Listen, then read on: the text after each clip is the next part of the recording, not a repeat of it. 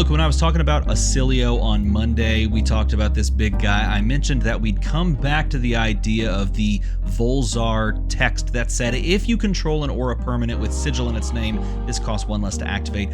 Why? Well, because I figured they'd show more sigils than the ones that they had already showed, particularly because none of them really sounded that spicy with Ailio, and spoiler alert, they did. So let's talk about, I figure, all the spoilers thus far. We're just gonna crank through them. Germinate. This was very early on spoiled. In fact, it was spoiled on the very first video, if memory serves correctly. It's a Florian specialization. The old double X.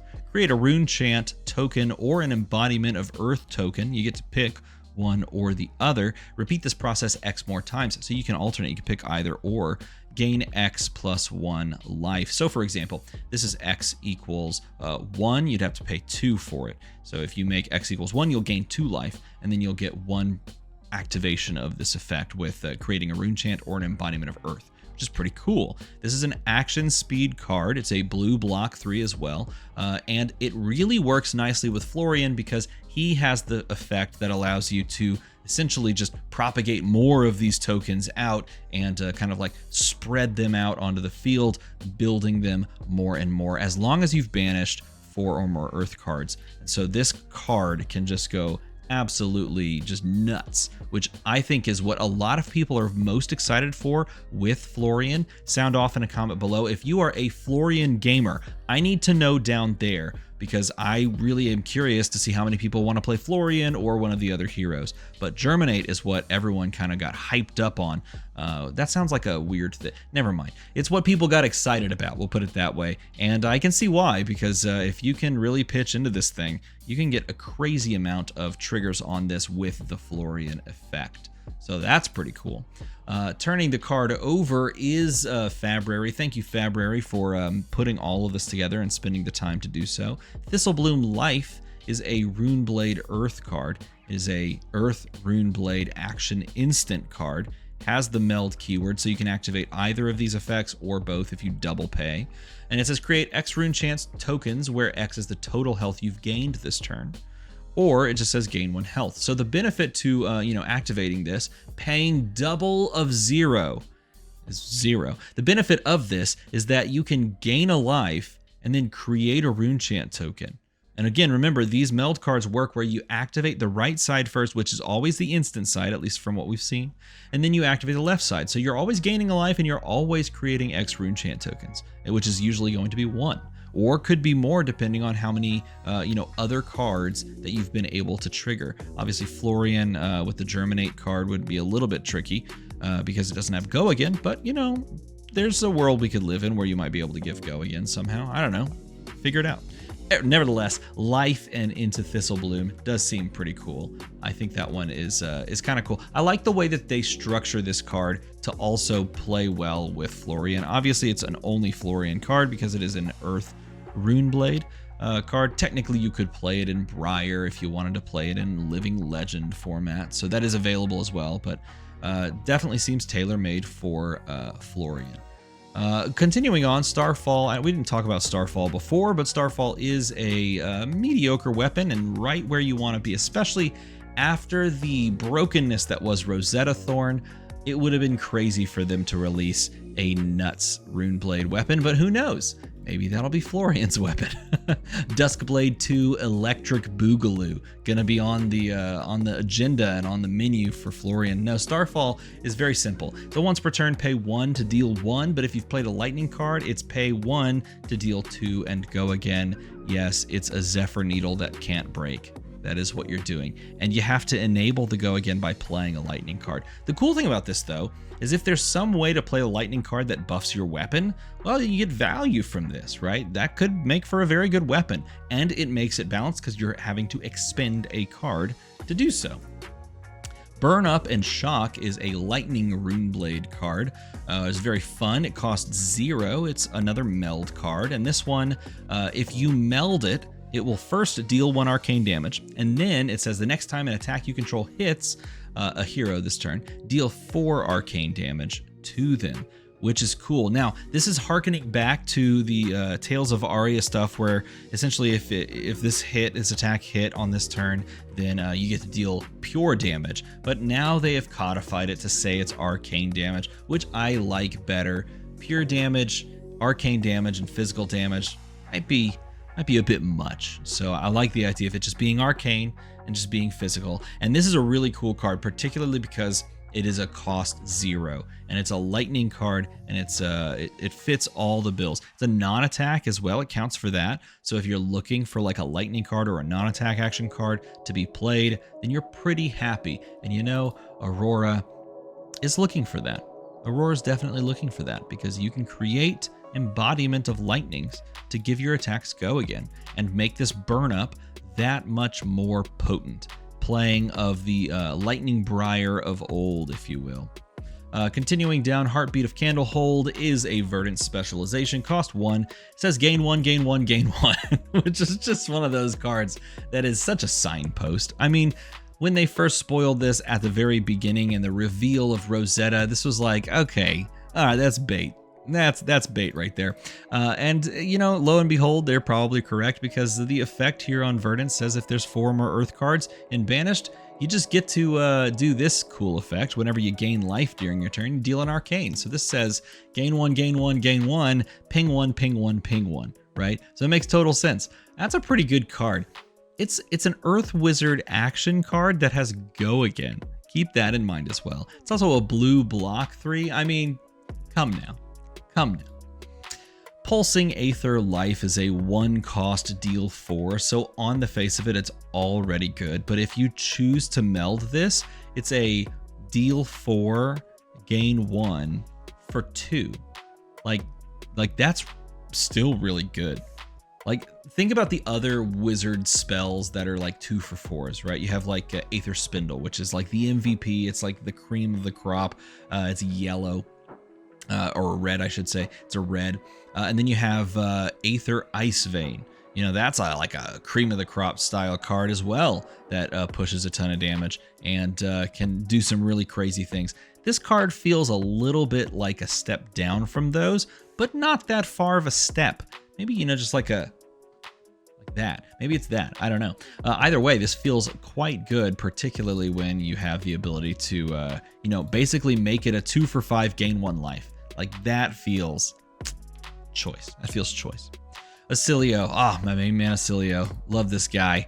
There's so much I could have talked about in that video. Like, the fact that this could be like the amp hero where you play 3 lightning cards and then you amp and then you deal like a big thing of damage, right? But it also could just be like the tiny lightning strikes, ping, ping, ping, ping, ping, because you can go like lightning card, respond to the lightning card. When that lightning card that you responded with deals its arcane damage, then before this, the first one you responded to resolves, then you Volzar Lightning Rod to amp that one, and so that one is now amped. So you're bluffing when you're gonna amp. Well, technically not bluffing, but if you have like multiples, you could bluff. So it could just be like ping here, amp this one, ping here. Like, I don't know, I'm just super hyped for him. I didn't talk about Null Shock, but Null Shock's a pretty cool version of the meld card for him. It's got the instant effect. It deals 1 arcane damage. It also has the effect that says if target instant card with cost less than the total arcane you've dealt, you get to negate it. And so this leans into a little bit of what Ailio could also be doing, and that's playing a more defensive or mid-range game plan. It's not the only card that hints towards that. I didn't talk about this in the video. I thought about bringing it up, but not within this reveal, I should say. If I go over, and I'll just do this right now. If I go to spoilers and go to the the Aurora deck, she has a lightning instant that says Cloud Cover. Next time you be dealt damage this turn, prevent 2 of that damage. If this card is printed in the set, and it is by Mateus, by the way, and I do believe he said he had multiple arts in this set, so that could be one of them. If it's printed not just in the first strike, but also in Rosetta, then he has access to more defensive instants that trigger off of his effect and allow you to either play them as defense cards, in that case, defending for 2, right, as an instant, which is good, because the weakness to this hero is that he has in his deck a lot of instants that don't block for anything. But in this case, there could be defensive instants that do block for something by preventing arcane damage or just regular damage. But they also can be triggered for discarding and drawing a card. If your opponent doesn't attack you, you steal a lot of their cards, you draw into this, and then you can cycle that card. So this is why I'm so excited for him, because he feels like he can be the most flexible wizard that we've ever seen. I gotta stop, I gotta step back, I gotta push away, I will talk at length, I'll keep going.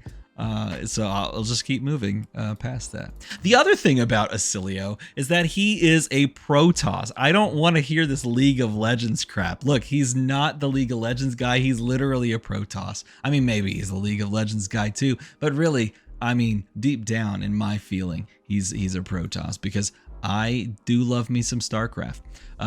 Blowing through a couple of these cards. This, by the way, is really cool. This is a macro. They introduced this. This is a card that you can slam into the field, into the arena, if you're playing in Rosetta Limited, which gives you a little bit of flexibility to stopping, your first salvo of arcane damage, which I think is cool. I should say first salvo of any damage, not just arcane damage, but it definitely can be used to stop some arcane damage. Felling of the Crown was also spoiled early. This is the card that shows us how Decompose works and kind of leads us into the very few things we know about Earth right now, is how to get these cards into the Banished Zone. Decompose is one way to do that, and it's going to activate by doing 2 Earth cards and an action card, which could also be an Earth card. So that's 3 Earth cards if you wanted to. Decompose is cool as a keyword because it gives us the capacity to banish without any other, like for example, Vincent wants to banish cards because they can play them from Banished Zone. This is just a banish so that you can meet the effect on the card on the hero effect, right? And so I like that it's a keyword that's like a piece of the puzzle that gets you to where you want to go. The question is, how fast can you actually get there? And I have a feeling that both of these heroes will be a bit more mid-rangey if they are playing into their hero power, their hero effect with cards like Decompose. But maybe we get more than one way to skin a cat and run it out there. So Felling of the Crown. By the way, if you get the effect on this, it deals 8. That's good. Channel the Millennium Tree could also allow for a more go tall strategy for Verdance, though I feel this is not channel Mount Heroic levels of power, and I'm glad that they didn't do that, because this only amps the first thing. The fact that it amps anything for 3 means that you can play go tall, but I have a feeling she's not necessarily going to be so much about going tall. And again, I could be totally wrong. But she could be about, building like these big arcane attacks. I think she's going to be more in the mid-range defensive, and then when she gets to that point where she can deal arcane damage and gain life, she's going to be just outvaluing you. This allows her to do a little bit of that and still push a little bit of damage. I'm going to blow through these Earth forms because they are just a straight up Earth attack, and they can be played by either hero in the rotation. This is leading us into the idea that this is not just a set where it's pure arcane versus pure physical, and this is definitely going to be a card that's played by both Verdance and by Florian. Just very simple vanilla 3 for 7, blocks for 2, and when it hits, create an Embodiment of Earth token.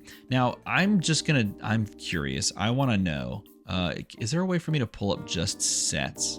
I guess if I go through and go to cards and Tales of Aria, you can't see what I'm clicking, but the old school Tales of Aria meta was defined by cards not defined, but there were highlighted, perhaps is a better word, highlighted by cards that were kind of like this, specifically for Oldhim, where you could play that value game where you just like throw 3 for 7s and block efficiently.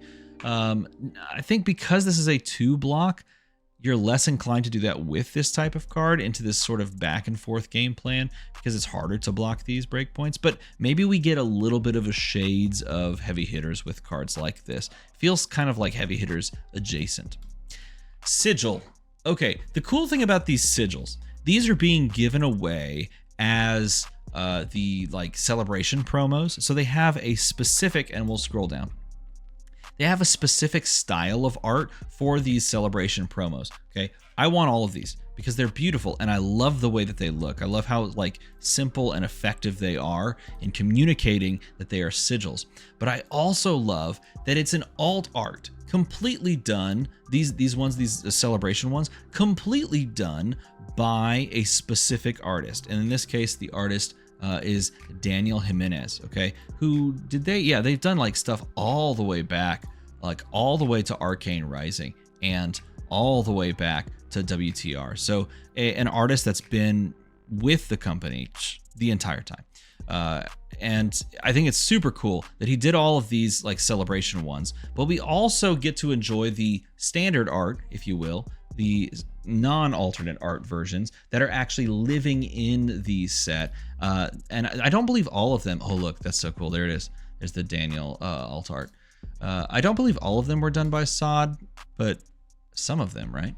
Maybe just this one, or did they choose different artists for that one? I know a couple of them have that same feel, so I was just assuming right off the bat that they were all done by Sod. Nevertheless, I love that they gave them full alt art treatments to sort of celebrate that they're a little bit different with that extended art as well. Sigil is a blue no block instant. It's an earth instant aura, and it's Arcane Shelter 1, which is very cool because it just prevents 1 arcane damage, and you destroy this to prevent it. And when it leaves the arena, you get to create an embodiment of Earth token. I see this being very flexible as a card that just lives in limited, right? You could slam this depending on how the set shakes out and how the heroes shake out. You could maybe, just slam this into the constructed meta. But for me, this feels great in limited because it gives you the capacity to play into either hero. And especially in limited when you know everyone's probably going to be throwing physical attacks time or two throughout the game. This gives you the ability to both protect from arcane damage and protect via physical damage with extra block on your non-attacks. So I think that's very cool. I really like the design of this card. And I love that it's an instant speed, so you can respond to the play of an arcane damage spell or just like the rune chant, stop it, block with your cards after it creates the embodiment of Earth. Very, very cool design. This is a really good one. Channel Lightning Valley, I talked about it. I'm not going to talk about it a ton because I talked about it in the video on Ailio, but I think this is the key card to really look at how the Lightning heroes are going to function. Whether or not it actually gets like, Windmill Slam play, this really just shows off, I think it will, but this really just shows off what those heroes want to do and the threats that they can pose. Drawing a card when you deal damage is quite good, and a hero that wants to go wide and a hero that wants to cycle cards and have more just understanding of what their deck is doing, is see more cards from their deck, is very scary. And so this card I do feel like is going to be very important. Lightning form is the foil, the yin to the yang of Earth form, so we won't talk too much about it. Again, it's going to be one of those draft grabs. You're going to grab this up there. This one is a 1 for 5, by the way. Keep that in mind. 1 for 5, and then the cycle is a 1 for 4, and then a 1 for 3. Fry showed up in the other decks, the first strike decks. In fact, these first strike decks right here, boom, showed up in these. Fry is part of those, and we see it here in the set as well. It's a simple 0 for 3 go again on red, and then 2 and 1. Very vanilla card, and going to be one of those cards that you find and just fill out your deck with in the overall limited format, both in draft and sealed. I love this art. This is the coolest freaking art. It is so cool. And I just want to say, like, the other art of it is really cool as well. So, like, if I click view card details, it shows the other one. Like, that one was the one I first saw. Sorry, it's a little cut off. The one I first saw. Beautiful. Oh, my God. Oh, my God. See, this one's also done by Sod. So that's why I thought, maybe it is. Maybe I'm wrong. Very cool. Very freaking cool. And I'm really pumped to see the way that this looks. By the way, the card effect is pretty okay. It blocks for 2. It's an action card. It's a blue 0 cost, and you destroy it at the beginning of your action phase, and when it leaves the arena, create a rune chant token. This is a 1-turn trigger of a rune blood incantation. At blue and 2 block, feels pretty good. I also love the art of these cards. Like, this one's really good. This one's really good. Like, these tell the story. They are setting up the return to the clash between light in Solana and Demonastery, the darkness, right? Like, you look at that and it's like, okay, that is freaky. Hand behind the pen. It's a 2 for 6. When it hits a hero, turn the arsenal face up, then banish a non-attack. So it's a solid 2 for 6. It only blocks 2. They are printing sideways cards that you could sub in and side in place of Command and Conquer. But I mean, it's still Command and Conquer. Card's still good. Smash up a 1 for 5. When this hits a hero, turn a card in their arsenal face up, banish an attack action card from their arsenal. This one I see making a lot of rounds in decks because people want to arsenal good attacks, non-attacks as well. They want to arsenal that. This one competes for Censor, but Censor kind of goes in and out. So maybe this one still has a spot competing against Censor. Maybe it just becomes the Censor, but it definitely feels like the Censor of the set. And a 3 for 7 Tongue Tie. This one looks so cool. When this hits a hero, turn a card in their arsenal face up, then banish an instant.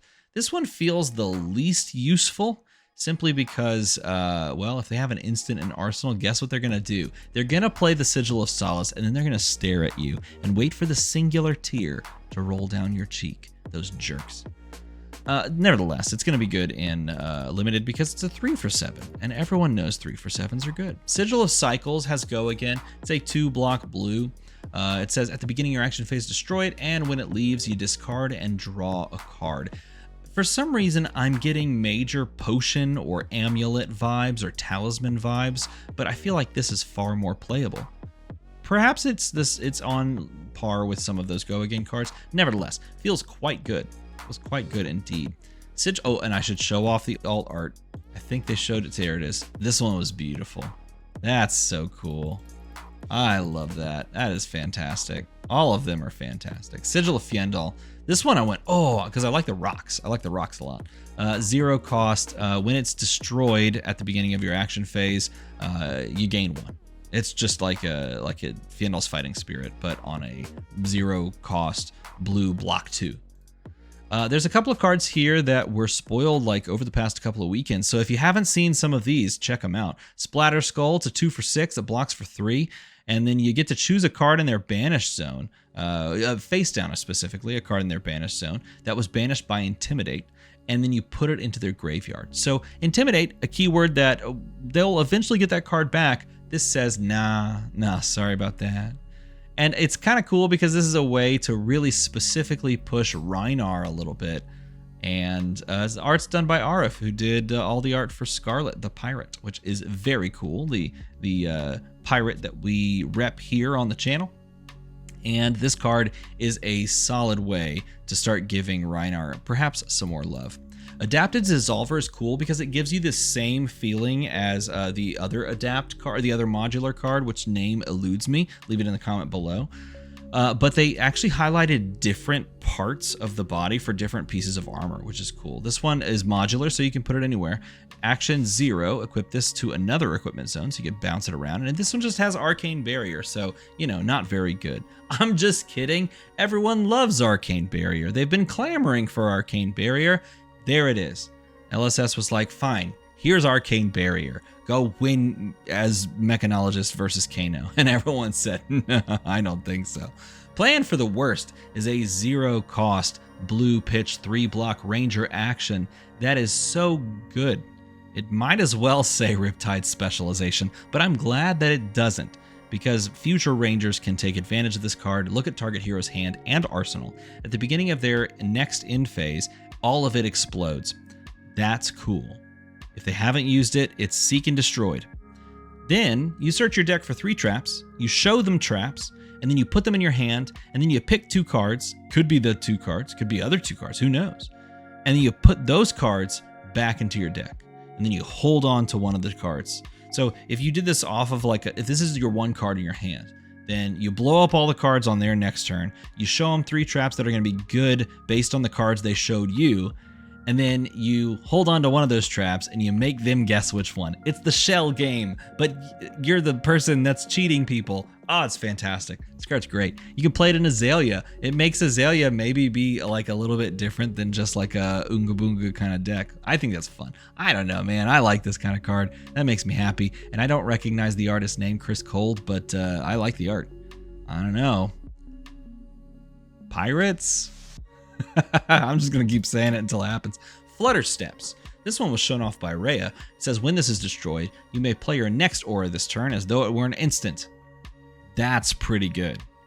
I will also point out this card is pretty good for the Enigma New Moon as well, because it does have Ward, and then you can flip it and you can activate the effect if you wanted to. Like, the fact that it already has Ward is pretty solid. I don't know, this one feels pretty good across the board because it allows you to sort of just cheat in your auras without having to worry about some of those. It also could conceivably expand the deck building possibilities for the hero. I'm not sure. We'll see. And finally, we come to the reason I wanted to make the videos today. Sigil of Conductivity. 0 cost. Arcane Shelter 1. When this leaves the arena, create an embodiment of lightning token. And we don't have the original art on this page, but I believe if I go here, we do? Question mark? Let's see. Sigil of Conductivity. Boom. Wait. Boom. There it is. Okay. This is a beautiful series of cards. Ah, god dang it. I have to move the screen. Ah, heck. Oh, heck. I just opened it in a new tab. I said forget about it. Arcane Shelter 1. Embodiment of Lightning Token. Lightning instant. That's good. Feels good. The cool thing about this, and I saw someone point this out, if you're playing as Ailio against a non-arcane damage dealing hero, you can play this instant. It will never leave the arena, and your weapon will always be free. Yeah. And the best part is you can play 3 copies. And you don't care if one's already out there because you just use his hero effect to cycle this card out of your hand. This feels great. This card feels so great. I don't know, man. Maybe I'm too hyped, but that's a pretty good one. I'm pretty happy about that one. Sigil of the Arknight is also quite good. This one is very worthy of pulling the art up. Hold on. Here, we're just gonna open image in a new tab. There it is. Sigil of the Arknight. It's right here. Go again. At the beginning of your action phase, destroy it. When this leaves the arena, look at the top card of your deck. If it's an attack action card, you get to put it into your hand. It's like a tiny miniature version of a couple of different cards that can pull cards into your hand. But it can also be a Runeblade action. Has go again. It, as a Viserai player, it's half of your rune chant on that turn. You can play it on a 0 or like a 1 card hand, right? It's a blue, so you can play it as a blue base. It does just about everything you'd want it to. Like those cards, those 2 cards, like back to back, boom and boom, just so good, so good. Speaking of good, is this the best art? Like, is this one just the best art? Like, look at this. Sigil of Temporal Manipulation. Looks so cool. 0 cost, instant. It's a wizard instant, so keep that in mind as well. You can play this in Kano. The beginning of your action phase, destroy this. By the way, it's an instant, so you don't want to, but it's a non-talented wizard. When this leaves the arena, banish the top card of your deck. If it's a non-attack action card, you can play it as though it were an instant. I don't know, maybe you would want to play this. Maybe you do. No, probably not in Kano, but in all of the other heroes, yes, please. We talked about with Ailio, the hero doesn't necessarily have the capacity to play multiple cards at instant speed on your opponent's turn without Stormstriders. This says yes, you can, and that's fun, and that is really, really cool. What a cool design for possibly getting around that hindrance. And finally, the final card we'll talk about, Sigil of Forethought. Sigil of Forethought, at the beginning of your action phase, destroy it. When this leaves the arena, you just create a Ponder token. This one, I don't know. Ponder tokens are cool, but maybe not. I'm a little iffy on this one, but we shall see. Nevertheless, the fact that you just can play this as a blue base in Ailio at instant speed, you can discard it, draw something new. You could play it. Beginning your action phase, you're holding this as your 1 card hand after you make blocks, right? You play this at the end of your opponent's turn. You destroy this, you ponder, you throw that card into your arsenal, and you move on with your life. So I don't know, maybe it is good. Maybe it is good. This is pretty awesome. I'm a fan. those are all of the spoilers that we've seen thus far for Rosetta. So you're welcome for taking this time to sum it all up for you. If you enjoyed seeing these spoilers and hearing me just gab about them, make a number go slightly higher so that we can get this number to a 3. And I don't know what will happen when that number gets to a 3, but we'll find out together. As always, thanks for watching.